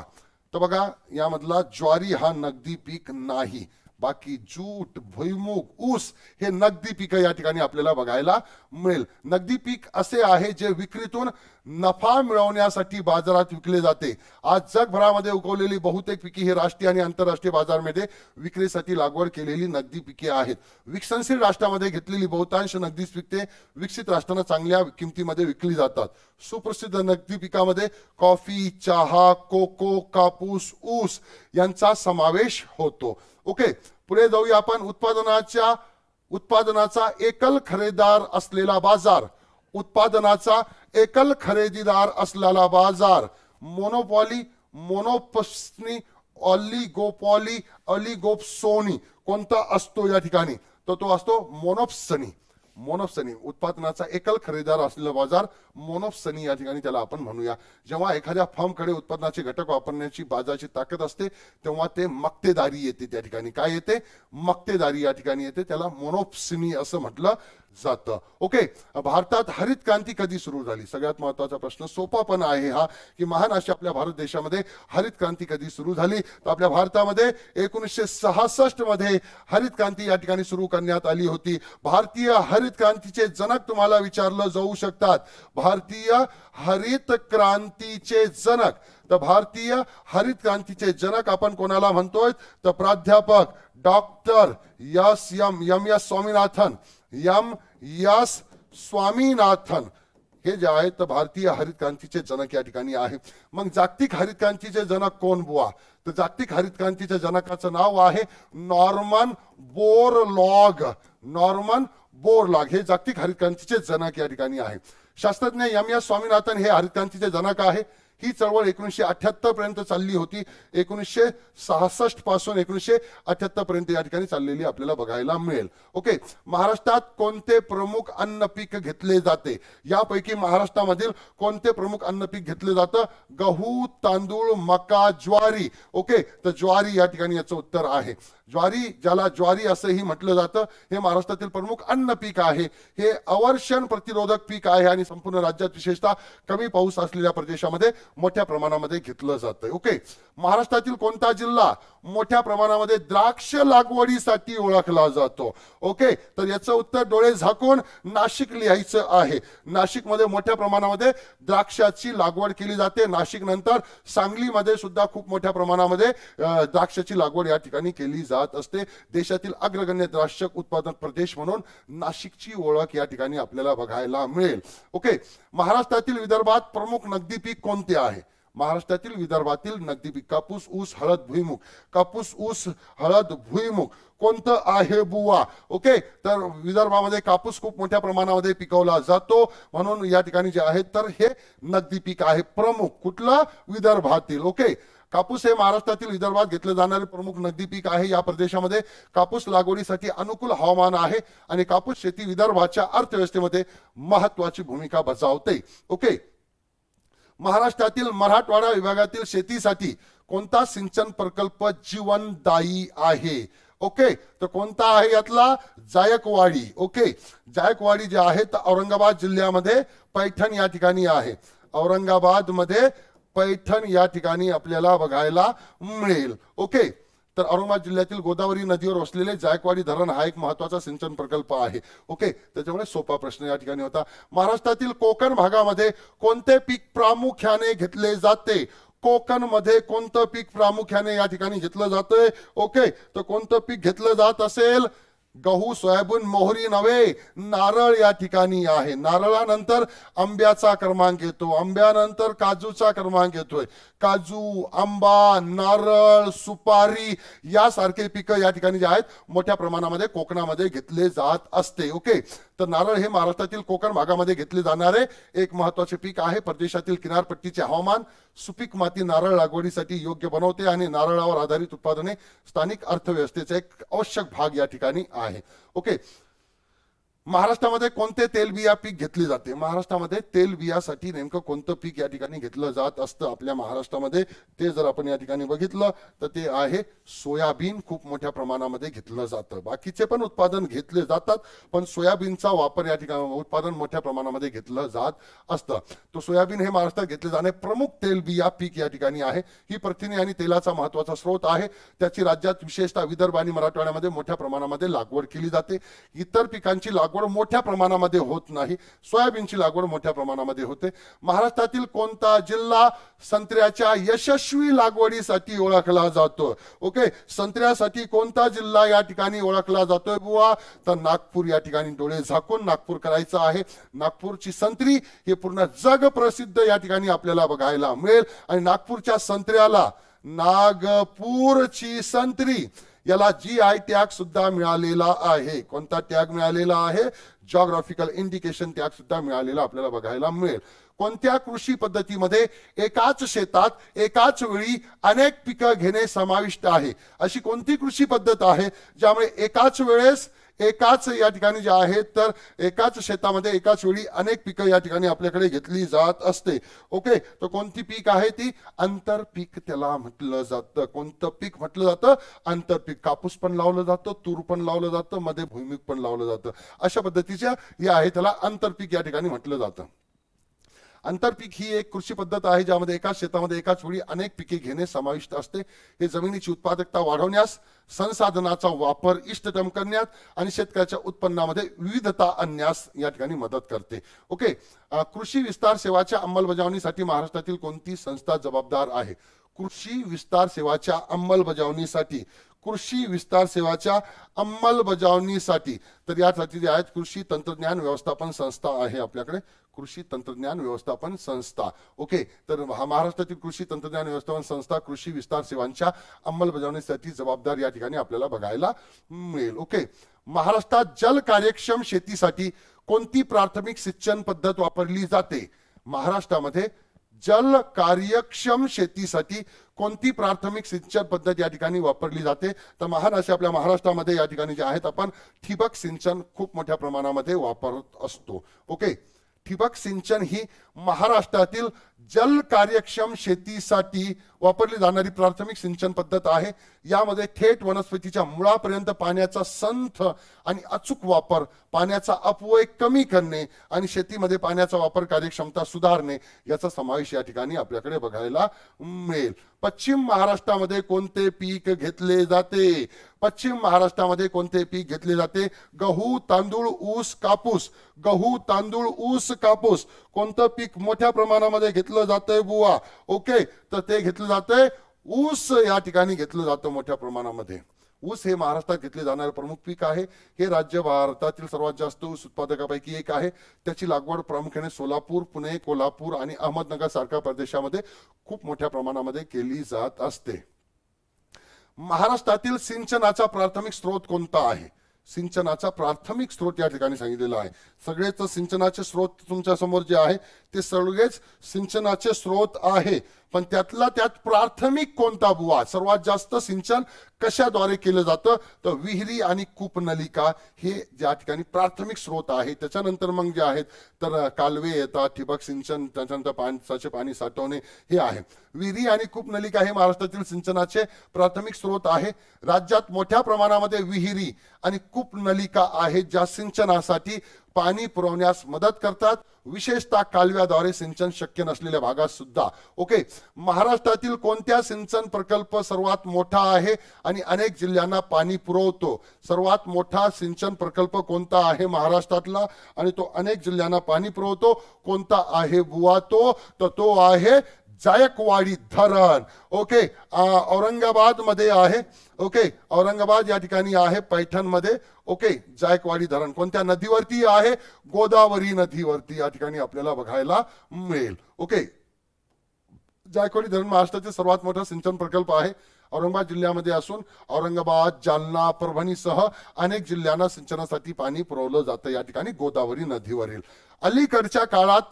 अलीकडच्या काही वर्षामध्ये महाराष्ट्रात सिंचनाखालील क्षेत्राचा कल काय आहे? सिंचनाखालील क्षेत्राचा कल आपल्या महाराष्ट्रामध्ये आपल्याला अलीकडच्या काळामध्ये काय दिसतोय? तर स्थिर वाढ झालेली आहे आपल्याकडे सिंचनामध्ये. महाराष्ट्रातील सिंचनाखालील क्षेत्रात अलीकडच्या वर्षामध्ये हळूहळू वाढ होत आहे. राज्य सरकारने शेतीसाठी पाण्याची उपलब्धता सुधारण्यासाठी विविध सिंचन प्रकल्प आणि उपक्रम हाती घेतले आहेत. त्यामुळे सिंचन क्षेत्राचा विस्तार आपल्याकडे झालेला आपल्याला बघायला मिळेल. ओके, महाराष्ट्रातील दुष्काळी भागात कोणत्या सिंचन पद्धतीचा वापर केला जातो? आपल्या महाराष्ट्रामधला जो दुष्काळी भाग आहे त्या दुष्काळी भागामध्ये कोणत्या प्रकारच्या सिंचन पद्धतीचा वापर या ठिकाणी केला जात असतो? तर त्यामध्ये ठिबक सिंचन या ठिकाणी खूप महत्वाचे आहे. पाणी कमी असतं तिकडे, त्याच्यामुळे योग्य पाण्याचा वापर व्हावा, पाण्याचा अपव्यय होऊ नये यासाठी हे या ठिकाणी आपल्याकडे वापरलं जात असतं. ओके, महाराष्ट्राच्या दुष्काळी भागामध्ये ठिबक सिंचनाचा वापर मोठ्या प्रमाणामध्ये केला जातो. ही जी पद्धत आहे पाणी थेट झाडांच्या मुळापर्यंत पोहोचून पाण्याचा अपव्यय कमी करून आणि कृषी क्षेत्रात पाण्याचा वापर इष्टतम करून वाचवण्यास मदत करते. ओके, पुढचा प्रश्न आहे, महाराष्ट्रातील कोणत्या नदीच्या खोऱ्यात सिंचनाखाली सर्वात जास्त क्षेत्र आहे? कोणत्या नदीच्या खोऱ्यात सिंचनाखाली सर्वात जास्त क्षेत्र आहे? गोदावरी, कृष्णा, तापी, नर्मदा. गोदावरी, कृष्णा, तापी, नर्मदा कोणती या ठिकाणी आहे? तर या ठिकाणी आहे गोदावरी नदीचे खोरे. गोदावरी नदीचे खोरे. महाराष्ट्रातील गोदावरी नदीच्या खोऱ्यात सर्वाधिक सिंचनाखालील क्षेत्र आहे. या खोऱ्यात नाशिक येतोय, औरंगाबाद येतोय, अमरावतीसह अनेक जिल्ह्यांचा समावेश होतो, जेथे सिंचनाच्या विस्तृत सुविधा विकसित केल्या गेल्या आहेत. ओके, त्याच्यानंतर महाराष्ट्रातील सिंचनाखालील क्षेत्र वाढण्याचे मुख्य कारण काय आहे?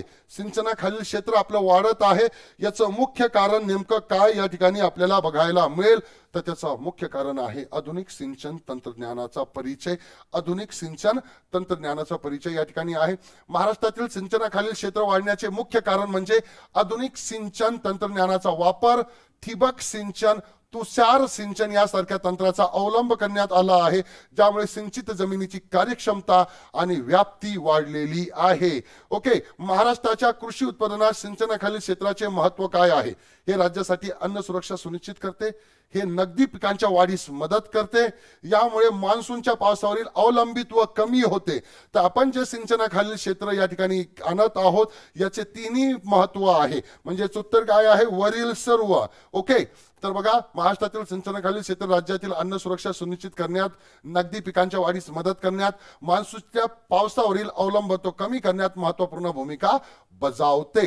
हे शेतकऱ्यांना वर्षभर विविध पिकांची लागवड करण्यास सक्षम करते आणि राज्याच्या एकूण कृषी उत्पादनामध्ये योगदान देते. ओके, पुढे जाऊया आपण. महाराष्ट्रातील प्रमुख खरीप पीक कोणते?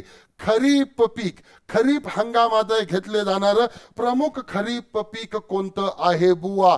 तर ते आहे तांदूळ, भात ज्याला आपण म्हणतोय, ते प्रमुख खरीप पीक आहे. तांदूळ हे महाराष्ट्रातील प्रमुख खरीप पीक आहे.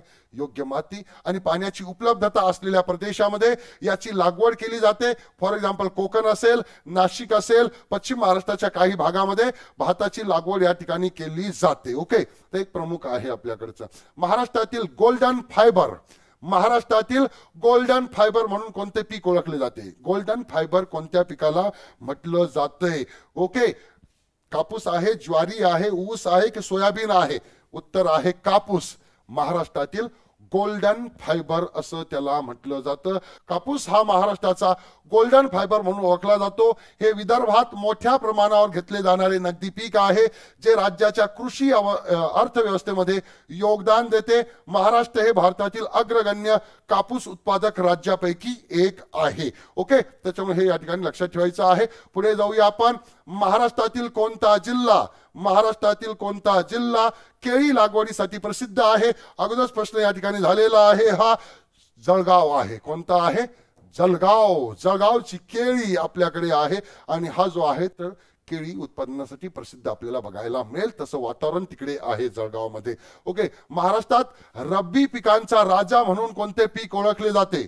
रब्बी पिकांचा राजा कोणत्या पिकाला या ठिकाणी जे आहे ओळखलं जातं? गहू, बाजरी, हळद, हरभरा. कोणता हा रब्बी पिकांचा राजा आहे? ओके, तर रब्बी पिकाचा राजा हा गहू आहे. महाराष्ट्रामध्ये रब्बी पिकाचा राजा गहू या ठिकाणी आहे. बाजरी या ठिकाणी जे आहे तर खरीप हंगामामध्ये घेतली जाते. हरभरा हा जो आहे हा रब्बी हंगामामध्ये घेतला जातो, परंतु गहू खूप मोठ्या प्रमाणामध्ये रब्बी हंगामामध्ये घेतले जातात. गहू महाराष्ट्रामध्ये रब्बी पिकांचा राजा म्हणून ओळखला जातो. हे मुख्य अन्न पीक आहे आणि नाशिक, पुणे, मराठवाड्यातील काही भागामध्ये मोठ्या प्रमाणामध्ये याची लागवड केली जाते. राज्यातील अनुकूल हवामान आणि सुपीक जमीन गव्हाच्या लागवडीसाठी योग्य आपल्याला या ठिकाणी बघायला मिळेल. महाराष्ट्रातील कोणता प्रदेश मोठ्या प्रमाणामध्ये द्राक्ष लागवडीसाठी ओळखला जातो? प्रश्न आपला अगोदर झालेला आहे. नाशिक आहे. नाशिकची द्राक्ष या ठिकाणी आहे आणि त्यासाठी जे आहे तर GI टॅग सुद्धा मिळालेला आहे.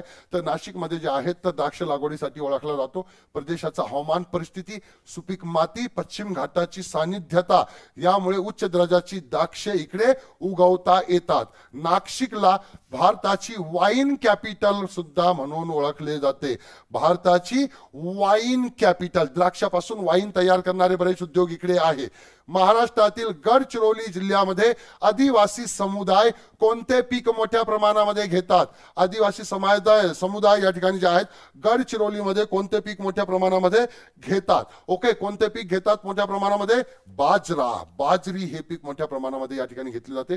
महाराष्ट्रातील गडचिरोली जिल्ह्यातील आदिवासी समुदाय मोठ्या प्रमाणामध्ये बाजरीचे पीक घेतात. ज्वारी असेल, बाजरी असेल, नाचणी असेल यासारख्या बाजरीची लागवड स्थानिक हवामानातील लवचिकता आणि त्यांच्या पौष्टिक मूल्यामुळे या ठिकाणी केली जाते. ओके, महाराष्ट्राचे पांढरे सोने म्हणून कोणते नगदी पीक ओळखले जाते? सोपा प्रश्न आहे हा. पांढरं सोनं कोणाला म्हटलं जातं? तर कापूसाला पांढरं सोनं या ठिकाणी म्हटलं जात असतं. ओके, त्याच्यानंतर पांढरे सोने या ठिकाणी जे आहेत नाही, ऊसाला महाराष्ट्राचे पांढरे सोने म्हटले जाते. ओके, ऊसाला महाराष्ट्राचे पांढरे सोने म्हटले जाते. हे राज्य भारतातील सर्वात जास्त ऊस उत्पादकापैकी एक आहे. सोलापूर, पुणे, कोल्हापूर आणि अहमदनगर सारख्या प्रदेशात ऊसाची लागवड मोठ्या प्रमाणामध्ये केली जाते. ओके, महाराष्ट्रातील काळ्या मातीच्या प्रदेशात कोणते पीक सामान्यतः घेतले जाते? काळ्या मातीच्या याच्यामध्ये कोणते पीक सामान्यतः घेतले जाते? काळ्या मातीला बघा या ठिकाणी आपण रेगूर माती म्हणतो. याच मातीला आपण काळी कापसाची मृदा असं सुद्धा म्हणतोय. काळी कापसाची मृदा असं आपण म्हणतोय. म्हणजेच कापसाचे पीक या ठिकाणी मोठ्या प्रमाणामध्ये घेतलं जाते. कापूस हे सामान्यतः महाराष्ट्रातील काळ्या मातीच्या प्रदेशात घेतले जाते. काळी माती, ज्याला रेगूर माती किंवा काळी कापूस माती सुद्धा म्हटलं जातं, ती माती पाणी टिकून ठेवण्याची क्षमता जास्त असते त्या मातीमध्ये, त्याच्यामुळे हे पीक या ठिकाणी घेतलं जातं.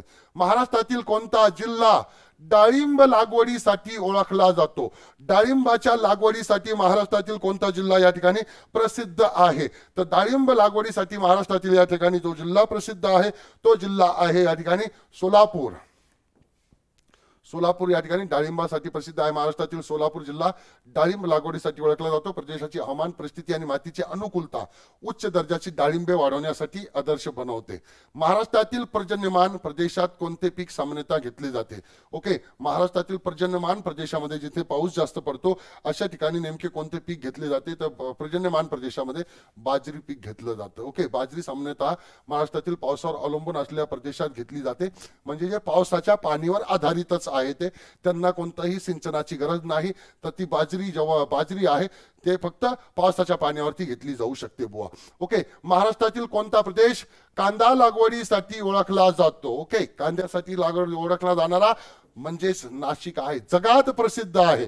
आशिया खंडातील सर्वात मोठी कांद्याची जी बाजारपेठ आहे लासलगावला आहे, तर ते नाशिक जिल्हा या ठिकाणी आहे. याच्या पलीकडे दुसरं काही सांगायची गरज नाही. नाशिक हा महाराष्ट्रातील प्रमुख कांदा उत्पादक आणि द्राक्ष उत्पादक या ठिकाणी जिल्हा आपल्याला बघायला मिळेल. महाराष्ट्रातील कोणते फळ सामान्यपणे घेतले जाते? कोकणामध्ये कोणतं फळ या ठिकाणी जे आहे तर सामान्यपणे घेतलं जात असतं आपल्याकडे?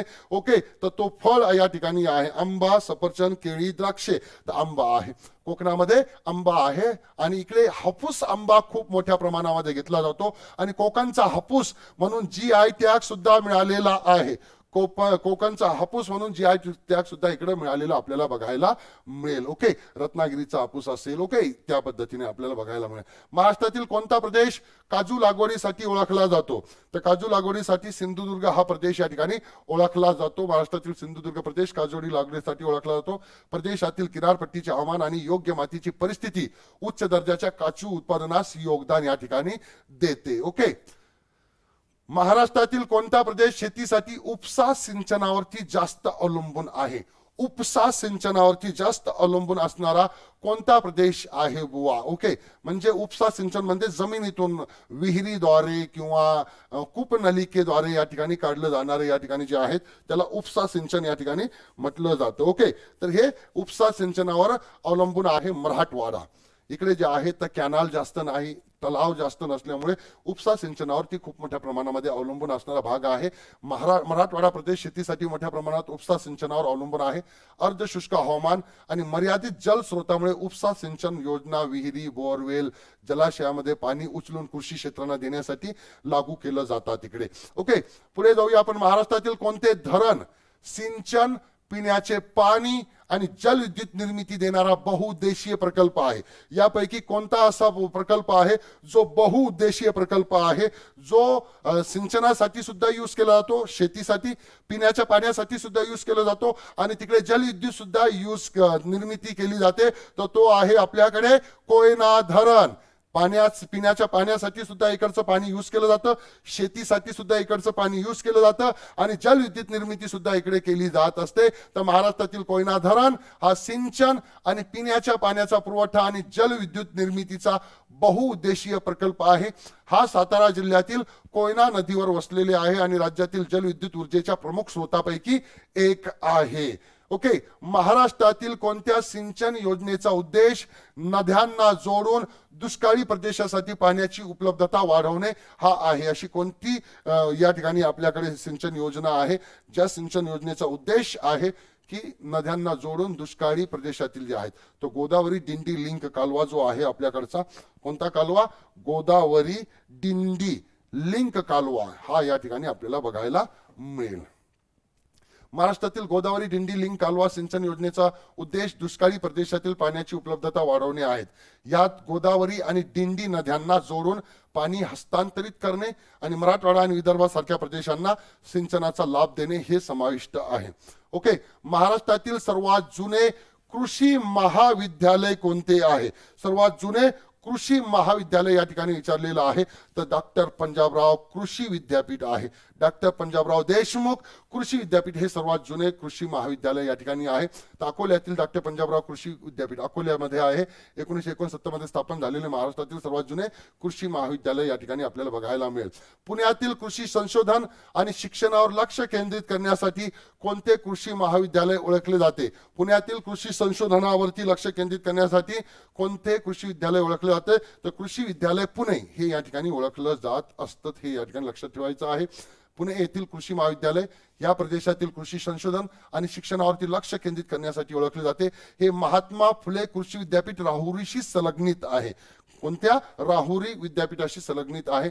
महाराष्ट्रातील कोणते कृषी महाविद्यालय फलोत्पादन, शिक्षण आणि संशोधनासाठी समर्पित आहे? फलोत्पादन, शिक्षण आणि संशोधनाशी समर्पित असणारे कोणते विद्यापीठ या ठिकाणी आहे? तर ते विद्यापीठ आहे डॉक्टर बाळासाहेब सावंत कोकण कृषी विद्यापीठ दापोली. हे या ठिकाणी लक्षात ठेवायचं आहे आपल्याकडे. ओके, तर आपल्याकडे 4 कृषी विद्यापीठ आहे. त्यापैकी या ठिकाणी जे आहे तर दापोलीचं एक आहे. मी तुम्हाला अगोदर अमरावती म्हटलं होतं, अमरावती नाही, तो अकोला आहे पंजाबराव देशमुख. त्याच्यानंतर परभणी या ठिकाणी आपल्याला बघायला मिळेल. ओके, वसंतराव नाईक परभणीमध्ये, आणि त्याच्यानंतर राहुरीमध्ये महात्मा फुले. ओके, अशा पद्धतीने 4 ठिकाणी आपल्याकडे कृषी विद्यापीठ आहे. दापोली येथील डॉक्टर बाळासाहेब सावंत कोकण कृषी विद्यापीठ हे फलोत्पादन, शिक्षण आणि संशोधनासाठी समर्पित आहे. हे फळे, भाज्या, फुले आणि इतर बागायती पिकांच्या लागवडीवर लक्ष केंद्रित करणारे अभ्यासक्रम व कार्यक्रम देते. ओके, महाराष्ट्रातील कोणते कृषी महाविद्यालय दुग्धशाळा तंत्रज्ञानामध्ये विशेष कार्यक्रम देते? कोणते कृषी महाविद्यालय या ठिकाणी जे आहे तर दुग्धशाळा तंत्रज्ञानामध्ये विशेष कार्यक्रम देते?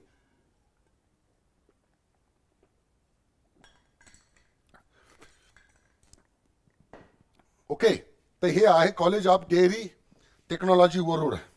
College of dairy technology Warud म्हणून आहे. महाराष्ट्रातील वरुड येथील college of dairy technology dairy तंत्रज्ञानामध्ये एक विशेष कार्यक्रम प्रदान करते. हे विद्यार्थ्यांना डेअरी फार्मिंग, दूध प्रक्रिया आणि दुग्धजन्य पदार्थ उत्पादनाच्या विविध पैलूमध्ये प्रशिक्षण देण्यावरती लक्ष केंद्रित करते. महाराष्ट्रातील कोणते कृषी महाविद्यालय सेंद्रिय शेती आणि शाश्वत शेती पद्धतीवर लक्ष केंद्रित करण्यासाठी ओळखले जातं? सेंद्रिय शेती आणि शाश्वत शेती पद्धतीवर लक्ष केंद्रित करण्यासाठी या ठिकाणी ओळखले जाते. तर ते आहे पुण्याचं कृषी महाविद्यालय पुणे या ठिकाणी आहे. हा जो आहे सेंद्रिय शेती किंवा शाश्वत शेती पद्धतीवरती लक्ष केंद्रित करतोय हा. ओके, त्याच्यानंतर महाराष्ट्रातील कोणते कृषी महाविद्यालय कृषी अभियांत्रिकीमध्ये विशेष कार्यक्रम देते? कृषी अभियांत्रिकीमध्ये विशेष कार्यक्रम या ठिकाणी जे आहे डॉक्टर पंजाबराव देशमुख कृषी विद्यापीठ अकोला या ठिकाणी दिले जात असते. ओके, डॉक्टर पंजाबराव देशमुख कृषी विद्यापीठ अकोला कृषी अभियांत्रिकीमध्ये एक विशेष कार्यक्रम देते. हे विद्यार्थ्यांना विविध अंगाने प्रशिक्षण देण्यावरती भर या ठिकाणी देत असते. ओके, तर अशा पद्धतीने विद्यार्थी मित्रांनो ऍग्रिकल्चरशी संबंधित या ठिकाणी 100 महत्वाच्या प्रश्नावरती आपण या ठिकाणी चर्चा केलेली आहे. ओके, आजच्यासाठी आपण या ठिकाणी थांबूया. पुढच्या व्हिडिओमध्ये नवीन विषयाचे 100 प्रश्न घेऊन आपण येणार आहेत. तोपर्यंत सर्वांना जय हिंद, जय महाराष्ट्र, धन्यवाद.